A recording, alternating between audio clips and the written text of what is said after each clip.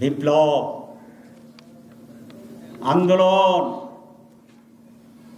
সংগ্রাম, লড়াই, জিহাদ, it has own temperament. এটাকে ফিজিক্স বলে থ্রেশহোল্ড লেভেল। প্রত্যেকটি কাজের থ্রেশহোল্ড লেভেল আছে, ব্যাখ্যা দেব না আপনাদেরকে। সেই রকম থ্রেশহোল্ড লেভেলে আমাদের এনার্জি ইনপুট করতে হবে, ইনভেস্ট করতে হবে, ইনশাল্লাহ রেজাল্ট হবে। এই যে যাদেরকে ধরিয়ে আনবেন বলছেন 30,000, টান দিলেই আসবে। ইনার্সি অফ রেস্ট, ইনার্সি অফ মোশন আমরা জানি না তো। 15 বছর যে ইনার্সি অফ রেস্টে আছে তার হাঁটু পর্যন্ত বালু ভিতরে তো গাড়াই গেছে। 15 বছরের বালু তো তারা টান দিতে হইলে এক টান দিলে হবে।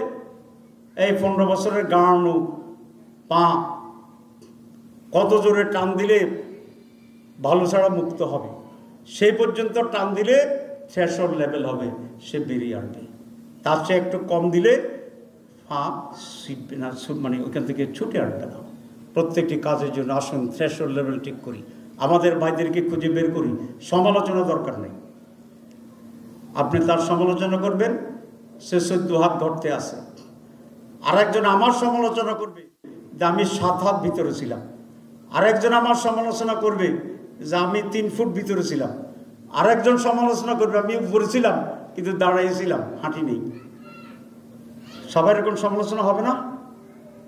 Late us forgive and forget. যাকে পাবো এটা জিজ্ঞেস করবেন না যে আপনি এতদিন কোথায় ছিলেন। আমাদের লোকেরা বেশি তত্ত্বাবধান করতে গিয়ে লোকদেরকে দূরে ফেলাই দেয়।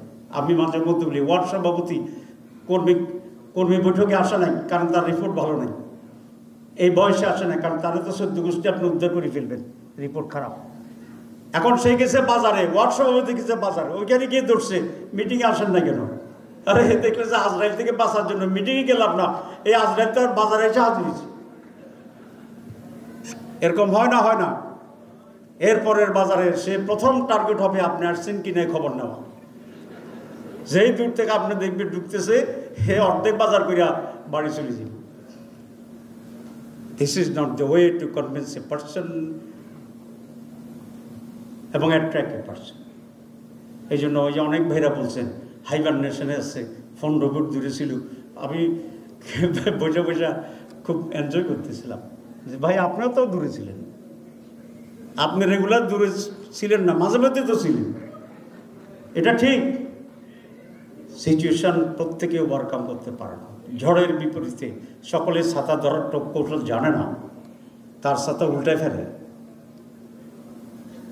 আল্লাহর ওয়াস্তে ফরগেট দিস। আসুন আমরা সকলে মিলে এই সমাজ পরিবর্তনের সংগ্রামে কাজ করি।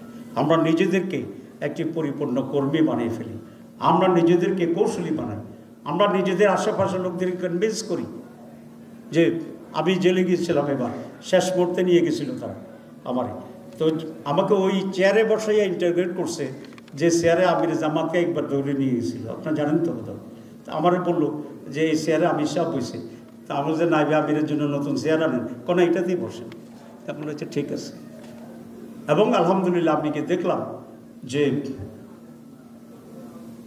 কাউন্টার টেরোরিজম নিয়ে গেছে আমাদেরকে, যে আমির সাহেব এখানে এমন একটি প্রভাব বিস্তার করে আসছেন যে আমাকে তারা অত্যন্ত সম্মানের সাথে সেখানে ট্রিট করছে। He could convince the people by his words, by his action, by his behavior.